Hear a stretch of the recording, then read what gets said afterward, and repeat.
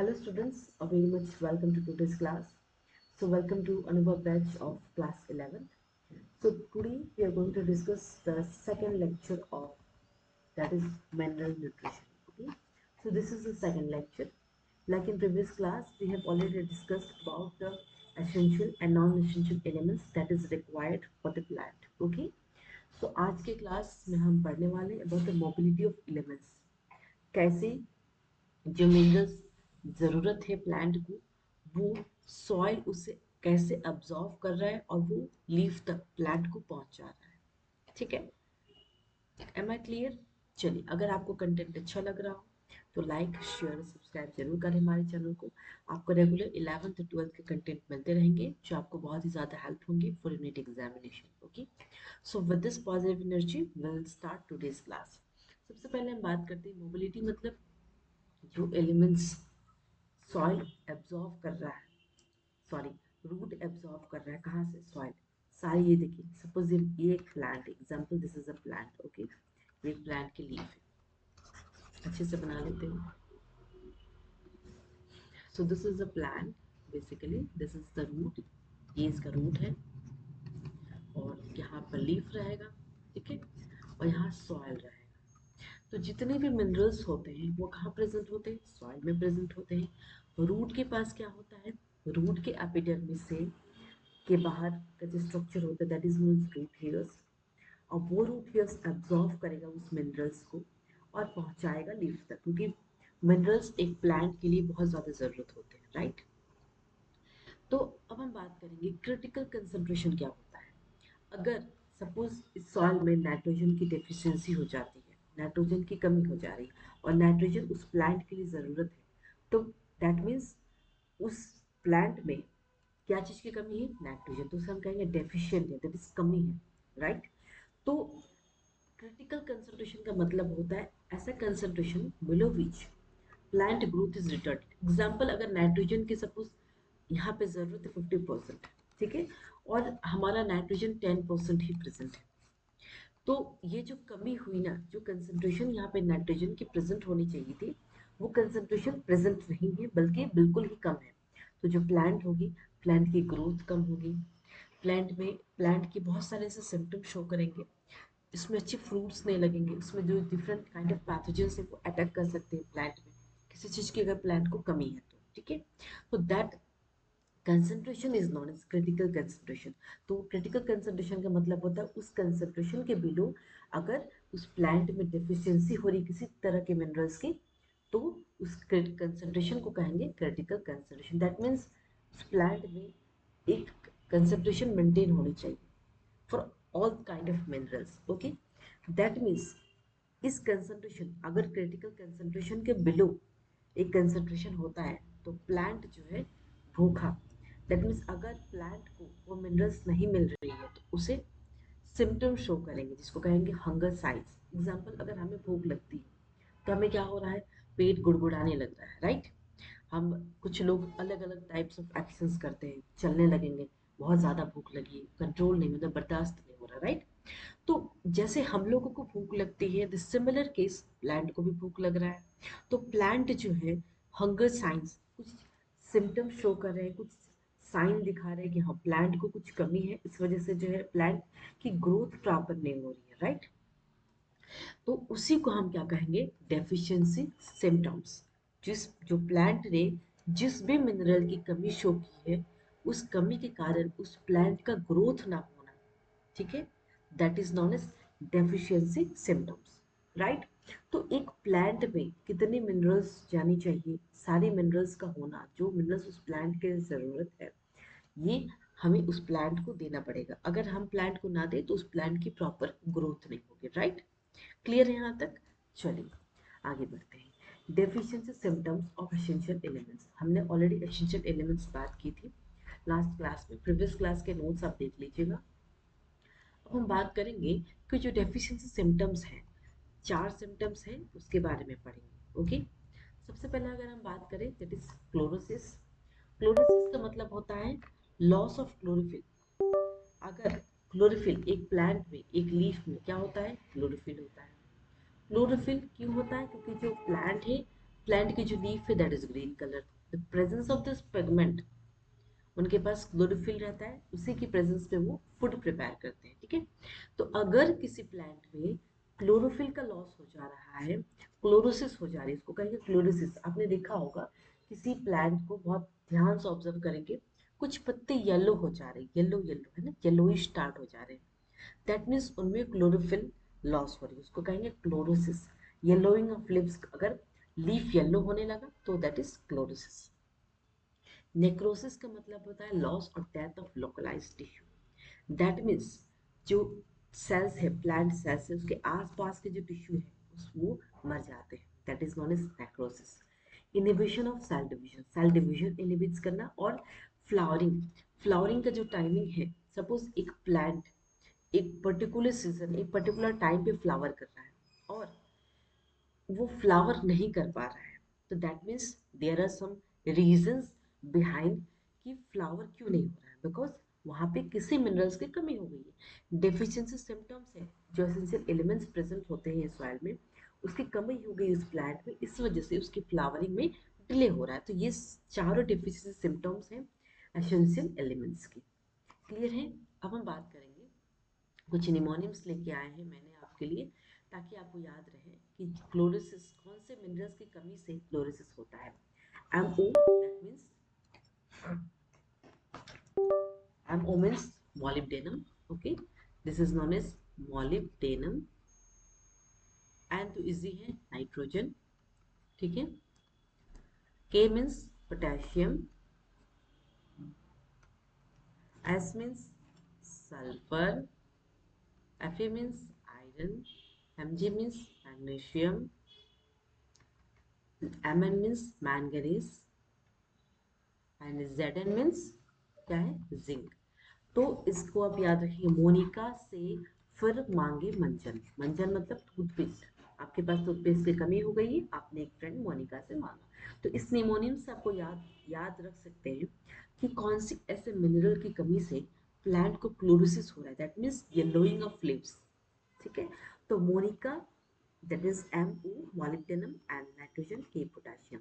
S मतलब से मतलब सल्फर, Fe means फिर मतलब Fe मतलब फी, Mg मतलब मांगे, Mg मंजन, मन जन, that is manganese and zinc।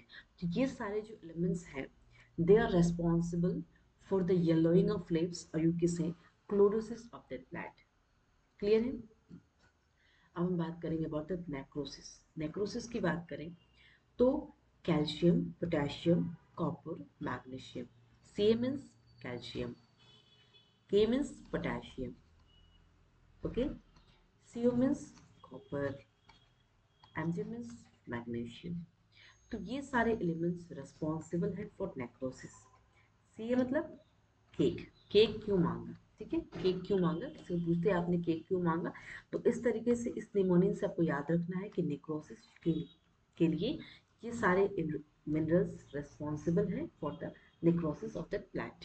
Okay, next बात करेंगे सेल डिवीजन। अगर एक प्लांट की सेल डिवीजन इनहिबिट्स हो रही है, उसके कारण क्या है, potassium, sulphur, molybdenum and nitrogen किसी से मोटिवेट नहीं, इस निमोनियम से याद रखेंगे, किसी से मोटिवेट नहीं, तो आपका क्लियर होगा कि potassium, sulphur, molybdenum and nitrogen this are responsible for inhibition of cell division.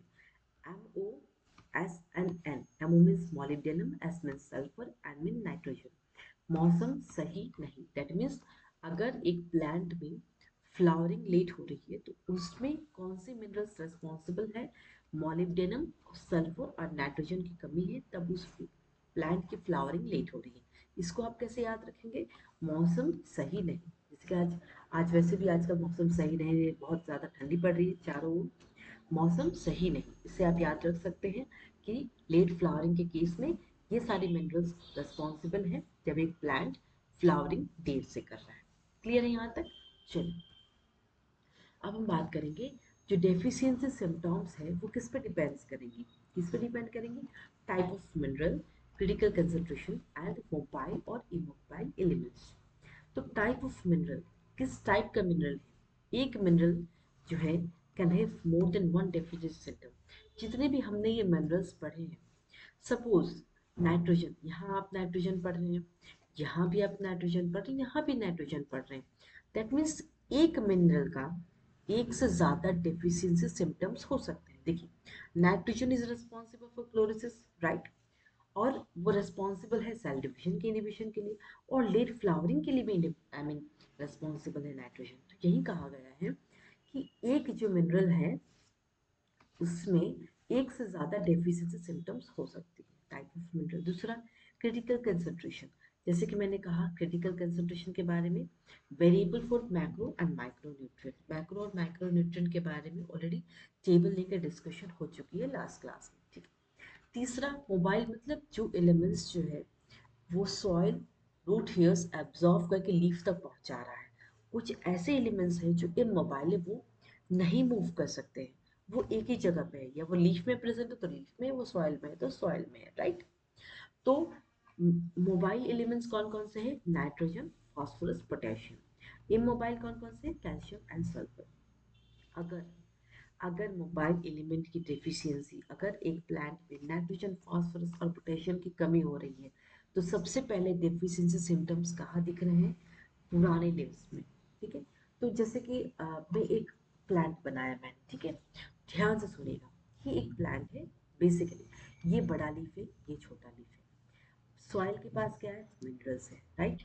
तो ये जो मिनरल्स है, यहाँ पे नाइट्रोजन की कमी हो गई है, ठीक है। तो ये मिनरल सबसे पहले कहाँ जाएगा? ऑल्डर लीफ में, है ना, जो बुढ़े वाले लीफ है ना। तो मिनरल्स तो जाएगा लीफ तक, जो बड़े लीफ हैं वो तो बूढ़े हो रहे हैं, सुनिश्चित है। लेकिन जो छोटे लीफ है, छोटे लीफ को कोई प्रॉब्लम नहीं होगी, वो क्या करेगा? वो कहेगा अरे बड़े भैया आप मुझे दे दीजिए, मैं कहाँ रूट से लेने जाऊँ, क्योंकि रूट में कमी हो गई है। लेकिन लीफ, इस बूढ़े वाले लीफ के पास काफी नाइट्रोजन, फास्फोरस और पोटेशियम पड़े हुए हैं। तो जो छोटी वाली जो यंग लीफ है वो क्या करेगी? जो बूढ़े लीफ है, बड़े भैया से सारे जो मिनरल्स है वो अपने पास ले लेंगे, राइट। और जो बूढ़ा वाला जो लीफ है, जो ओल्डर लीफ है, वो उसके पास कमी हो जाएगी, वो झड़ जाएगा, खत्म हो जाएगा, राइट। अगर सॉइल में नाइट्रोजन की डेफिशिएंसी है, तो जो यंगर लीफ है वो कहाँ से ले रहे हैं? जो ओल्डर लीफ, जो बूढ़े लीफ है, वहां से वो सारे मिनरल्स लेके आराम से खुश है, उनका समय हो रहा है। उनको कोई प्रॉब्लम नहीं है कि सॉइल में नाइट्रोजन की डेफिशिएंसी है, मुझे कोई मतलब नहीं, क्योंकि मुझे ऑलरेडी नाइट्रोजन मिल रहा है from the older leaves, right. That means यही कहने का मतलब है कि अगर नाइट्रोजन, फास्फोरस और पोटेशियम की डेफिशिएंसी अगर एक प्लांट में हो रही है, तो सबसे पहले सिम्टम्स कहाँ दिखेगा? ओल्डर लीफ में। ओल्डर लीफ खत्म होने लगेगी, यंगर लीफ में पहले नहीं दिखेगा। जो ओल्डर लीफ है, क्योंकि वहाँ के सारी मिनरल्स जो यंगर लीफ ने ले लिया है। क्लियर है यहाँ तक? चलिए अब हम बात करेंगे कि अगर अगर इमोबाइल, कैल्शियम क्या था? इमोबाइल। अगर इमोबाइल एलिमेंट्स की कमी हो जा रही है, तब कौन इफेक्ट हो रहा है? ध्यान से सुनिएगा। अगर कैल्शियम की डेफिशिएंसी हो रही है एक सॉइल में, ठीक है, और कैल्शियम सबसे ज्यादा एक्यूमुलेट कहाँ? बड़े वाले लीफ में है। तब अब जब कैल्शियम इमोबाइल है, कैल्शियम इमोबाइल है, तो इस बड़े वाले लीफ से छोटे वाले लीफ में क्या पहुंच पाएगा? मूवमेंट नहीं कर पा रहा है। इमोबाइल का मतलब है calcium can't move from the older leaf to the young leaf, ठीक है। तो कैल्शियम मूवमेंट नहीं करेगा ना सल्फर मूवमेंट करेगा।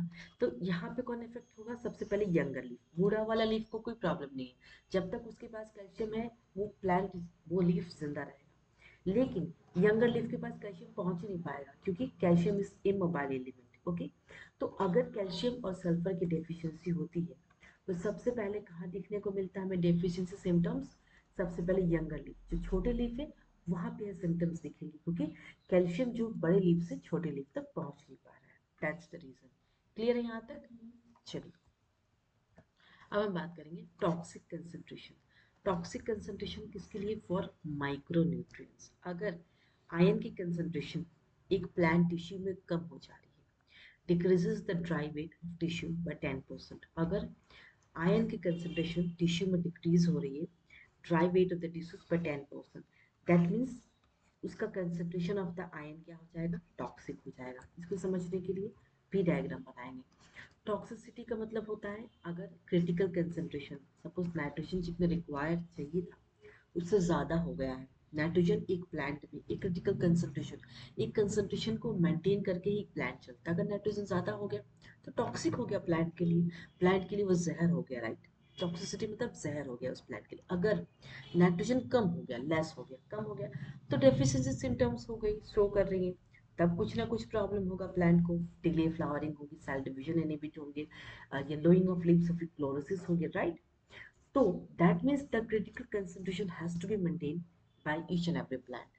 यहाँ तक ये क्लियर। चलिए, अगर example excess of manganese, suppose एक प्लांट में मैंगनीज मैंगनीज सबसे ज्यादा एक्सेस हो गया, राइट, तो वो क्या करेंगे, that will produce toxic effect. और टॉक्सिक इफेक्ट जो है बहुत मुश्किल है डिटरमाइन करना। तो toxic effect two types of effect होते हैं, पहला डायरेक्ट, दूसरा इनडायरेक्ट।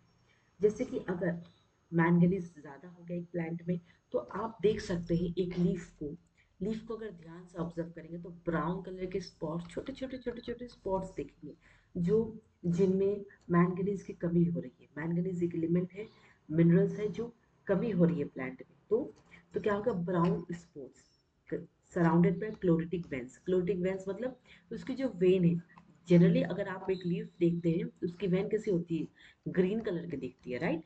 लेकिन जब क्लोरेटिक वेन्स की बात आ जाएगी तो क्लोरेटिक का मतलब वेन्स येलो कलर के हो जाए और लीफ पे पूरी ब्राउन ब्राउन ब्राउन कलर के छोटे छोटे छोटे बूंदे आ जाएंगे। तब उसमें क्या हो रहा है, मैंगनीज ज्यादा है। मैंगनीज की जो एलिमेंट, जो मिनरल है, वो उस प्लांट में ज्यादा है, इस वजह से इस लीफ की यह हालत हुई है। क्लियर है। चलिए, अब हम बात करेंगे इनडायरेक्ट इफेक्ट। इनडायरेक्ट इफेक्ट का मतलब होता है inhibits the Uptake of magnesium and iron. That means जो प्लांट है, जो रूट है, वो एब्जॉर्व नहीं कर पा रहा है। क्यों? मैग्नीशियम और आयरन एब्जॉर्ब नहीं कर रहे, दैट मीन्स अपटेक नहीं हो रहा है लीफ तक। It inhibits the translocation of calcium. Calcium immobile element है, तो कैल्शियम कभी ट्रांसलोकेट कर रहा है, शूट एपेक्स तक पहुंच नहीं पा रहा है। Inhibit with the activator of certain enzymes. तो ये तीनों को समझने के लिए एक डायग्राम बनाया हमने। तो सबसे पहले जैसे कि मैंने कहा, मैग्नीशियम और आयरन ये इनहिबिट कर रहा है। क्या इनहिबिट कर रहा है, ये कैल्शियम को ऊपर जाने नहीं दे रहा है, कैल्शियम को रूट तक, आई मीन लीफ तक जाने नहीं दे रहा। पहला ये। दूसरा, कैल्शियम को ऊपर जाने नहीं दे रहा, रीजन क्या है, आयरन और मैग्नीशियम ये इनहिबिट कर रहा है, क्योंकि यहाँ पे क्या है।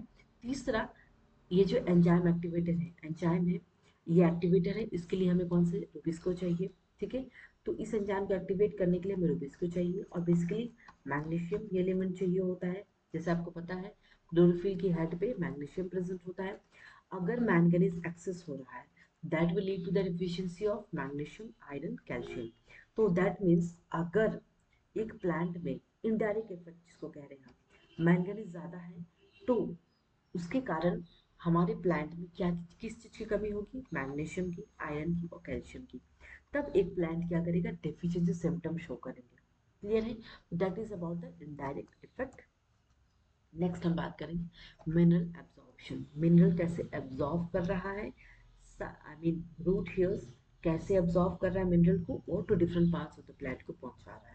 तो जैसा कि ऑलरेडी मैंने डिस्कस किया हुआ है, फिर भी बता रही हूँ, क्योंकि सिम्प्लस और जो सिम्प्लस एपोप्लस ऑलरेडी प्रीवियस क्लास में बताए गए हैं। तो ये एक प्लांट है, इस प्लांट का अंदर वाला पार्ट क्या है, this is the cell plasma membrane, और आउटर लेयर क्या है, सेल वाले, जो कि प्रोटेक्ट कर रहे हैं हमारे प्लांट सेल को। तो आपको पता है ये जो आउटर मेम्ब्रेन है, यहाँ पे एपिडर्मिस प्रेजेंट है। तो इस एपिडर्मिस के पास यहाँ पे क्या है, रूट हेयर्स प्रेजेंट होते हैं। ठीक है, the outgrowth, you can say the outgrowth of the epidermis will results to root hairs. अब ये रूट हेयर्स का काम क्या होता है, जितने भी मिनरल्स हैं सॉइल में उसको एब्जॉर्ब करेगा रूट हेयर्स। ठीक है, तब रूट हेयर्स ने सॉइल से मिनरल्स को एब्जॉर्ब किया।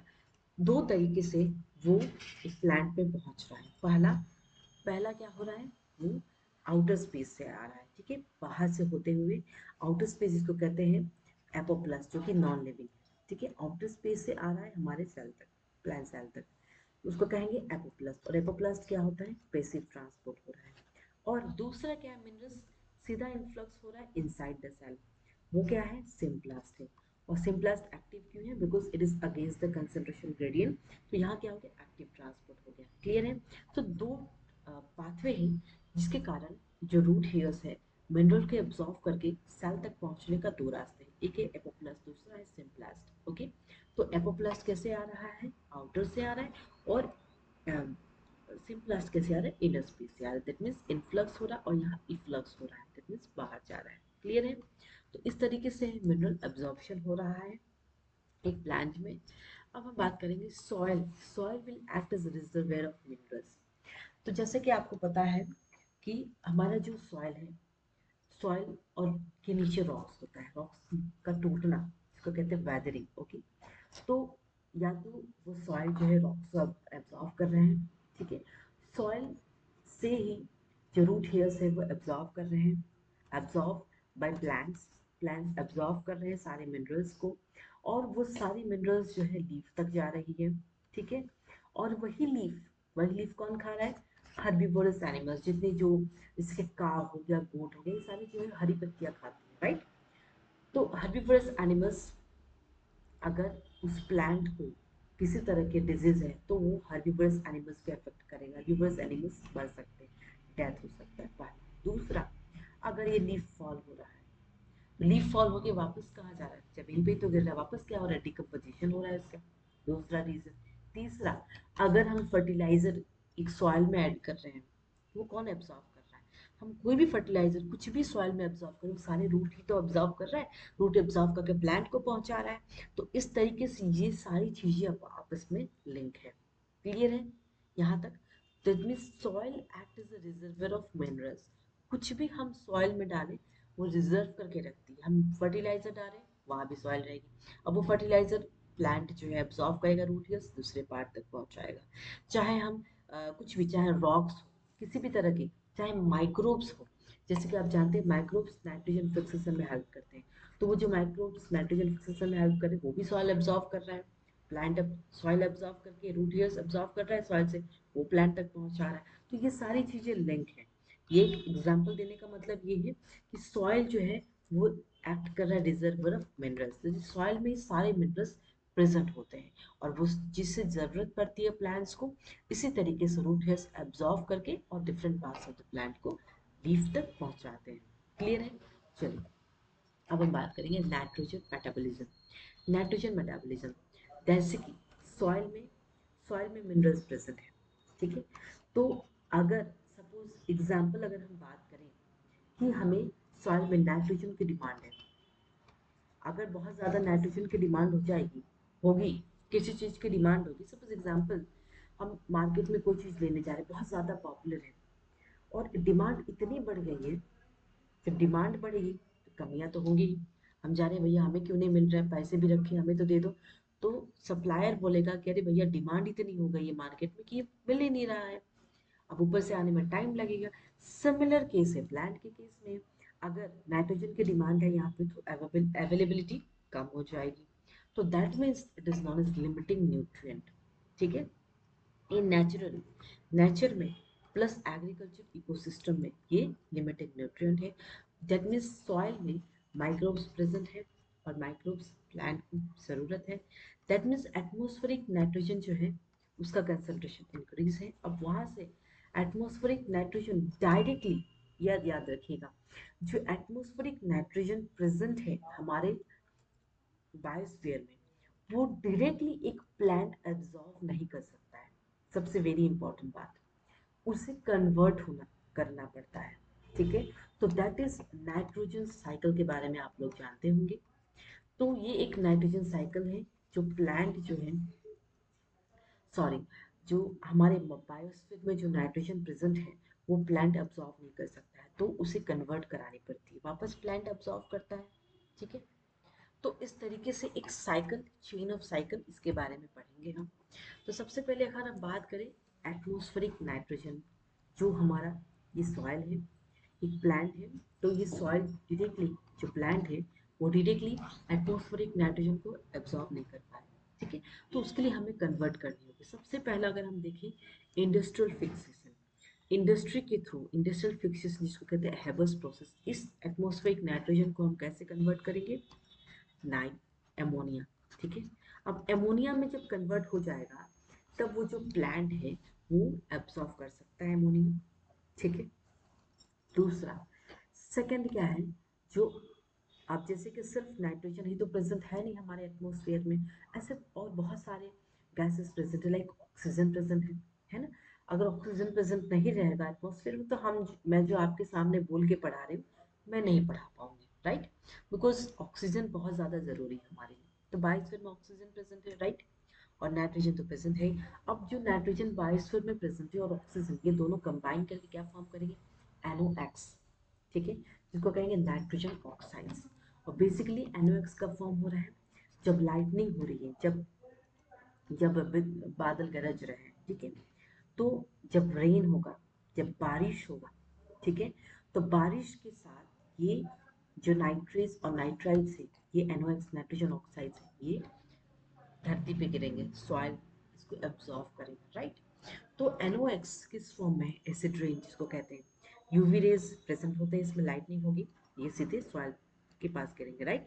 इसको कहेंगे इलेक्ट्रिकल नाइट्रोजन फिक्सेशन और ये बायोलॉजिकल नाइट्रोजन फिक्सेशन। दूसरा हो गया, ठीक है, इस फॉर्म में दैट मीन्स जो प्लांट है हमारा, मेरा कहने का मतलब है कि जो प्लांट है वो एटमॉस्फेरिक नाइट्रोजन डायरेक्टली उसको ले नहीं सकता है, तो उसके लिए प्लांट सॉइल के लिए कन्वर्ट होना पड़ता है। तो पहला इंडस्ट्रियल फिक्सेशन हो गया। दूसरा इलेक्ट्रिकल नाइट्रोजन फिक्सेशन हो गया, ठीक है, नाइट्रोजन ऑक्सीजन का रिएक्शन हुआ, वो जब बारिश हुई नाइट्रस और नाइट्राइट्स के फॉर्म में वो आ गया, सॉइल ने एब्जॉर्ब कर लिया, अमोनिया हो गया। तीसरा जो बायोलॉजिकल ऑर्गेनिजम्स हैं वो क्या करेंगे? वो नाइट्रोजन फिक्सेशन फिक्स करेंगे, क्योंकि हमने पढ़ा है बायोलॉजिकल नाइट्रोजन फिक्सेशन, ये आपका होमवर्क है। आप नेक्स्ट क्लास में बताइएगा मुझे कि बायोलॉजिकल नाइट्रोजन फिक्सेशन में कौन से ऑर्गेनिजम्स हैं जो नाइट्रोजन फिक्सेशन में हेल्प कर रहे हैं, ठीक है? ऑलरेडी पढ़ाया हुआ है, थोड़ा सा ध्यान लगाएंगे समझ में आ जाएगा। बायोलॉजिकल ऑर्गेनिजम्स, जो बायोलॉजिकल ऑर्गेनिजम्स हैं वो नाइट्रोजन फिक्सेशन कर रहे हैं, तो वो फिक्स कर रहे हैं तो नाइट्रेट अमोनिया के फॉर्म में, ठीक है? तो दैट मीन्स सबसे ज़्यादा कन्वर्शन हो रहा है, 60% nitrogen gets converted to the ammonia through biological nitrogen fixation. तो सबसे ज़्यादा जो है, जो ऑर्गेनिजम्स है बायोलॉजिकल ऑर्गेनिजम्स, वो सबसे ज़्यादा बायोलॉजिकल नाइट्रोजन फिक्सेशन कर रहे हैं, क्योंकि 60% है। तो ये सारे जो अमोनिया, नाइट्रेट्स और नाइट्राइट्स जो कन्वर्शन हुआ एक प्लांट के लिए, ठीक है, एटमॉस्फेरिक नाइट्रोजन से जो कन्वर्शन हुआ, अब ये प्लांट एब्जॉर्ब कर सकता है, राइट? उसके बाद जो नाइट्रेट्स हैं वो कहाँ प्रेजेंट होते हैं? फ्रॉम पावर स्टेशन और फॉरेस्ट फायर्स और ऑटोमोबाइल इंजन। तो यहाँ भी जैसे कि अगर जैसे कि जो जो लोग गाड़ियाँ यूज़ करते हैं, बेबी टू व्हीलर और फोर व्हीलर, तो अगर गाड़ी पुरानी हो जाती है तो सबसे ज़्यादा नाइट्रेट्स और ये नाइट्रोजन ऑक्साइड्स जो है अ, छोड़ते हैं, तो इसलिए पॉल्यूशन कंट्रोल हमेशा चेक करवानी पड़ती है, नहीं तो चालान कट जाएगा। अगर जितनी गाड़ी पुरानी होती है उतना ज़्यादा वो जो गाड़ी है वो पॉल्यूशन क्रिएट कर रही है, that is nitrate oxides. Power station हो गया, फॉरेस्ट फायर्स हो गया, ऑटोमोबाइल इंजन हो गया, ये सारे भी नाइट्रेट्स एनोस नाइट्राइड ऑक्साइड्स जो कि हार्मफुल है for any organisms B it living, ठीक है, चाहे हम हो गए चाहे प्लांट हो गए, इन सब के लिए हार्मफुल है। इसीलिए पोल्यूशन इंडिकेटर लाइकेन, जैसे कि आपको पता होगा लाइकेन क्या है, बस ऐसे ही पूरी इन्फॉर्मेशन बता रही हूँ। लाइकेन पोल्यूशन इंडिकेटर है जो इंडिकेट करता है कि हमारे जो बायोस्फीयर में कितने ज़्यादा पोल्यूशन हो चुकी है। इसी वजह से पुरानी गाड़ी एक टाइम तक ही रखता है इंसान, उसको या तो कूड़े कबाड़े में दे दो या उसको सेल पे लगा दो, ठीक है, क्योंकि बहुत ज़्यादा जो है पोल्यूशन इमिट करती है। तो वहाँ से भी हमें क्या नाइट्राइट ऑक्साइड्स मिल सकता है, nitrogen oxides basically, NOx means nitrogen oxides, ठीक है। तो आज का क्लास यहीं तक था about the mobility of elements, deficiency symptoms कैसे होते हैं, लाइक क्रिटिकल कंसंट्रेशन क्या होता है, और फिर ये सारे निमोनिक सबको याद रखना है क्योंकि ये सारे मिनरल्स से क्वेश्चन आता है, ये हैव टू रिमेंबर, ये आपको याद करना ही करना पड़ेगा, राइट? तो इससे आप याद रख सकते हैं chlorosis, necrosis, inhibition of cell division, late flowering. Deficiency symptoms किस पर डिपेंड कर सकते हैं? मोबाइल और इमोबाइल एलिमेंट्स क्या होता है, टॉक्सिसिटी क्या होती है, ठीक है, मिनरल अब्जॉर्ब कैसे कर रहा है, सारे मिनरल्स को कैसे लीफ तक पहुंचा रहा है। और हम नेक्स्ट क्लास में पढ़ेंगे अबाउट द नाइट्रोजन साइकिल के बारे में, डिटेल्स में पढ़ेंगे, क्योंकि आज का क्लास यहीं तक था। नेक्स्ट क्लास में हम नाइट्रोजन साइकिल, नाइट्रोजन एसिमिलेशन, ये सारी चीज़ें हम क्लियर करेंगे और इस चैप्टर को एंड करेंगे। ये चैप्टर यहीं तक है, ठीक है, ये सेकंड लेक्चर था। नेक्स्ट क्लास में इस चैप्टर को हम कंप्लीट करेंगे, ओके। सो मिलते हैं नेक्स्ट क्लास में। Thank you all of you, अच्छे से पढ़ते रहिए, thank you. Happy Makar Sankranti to all of you.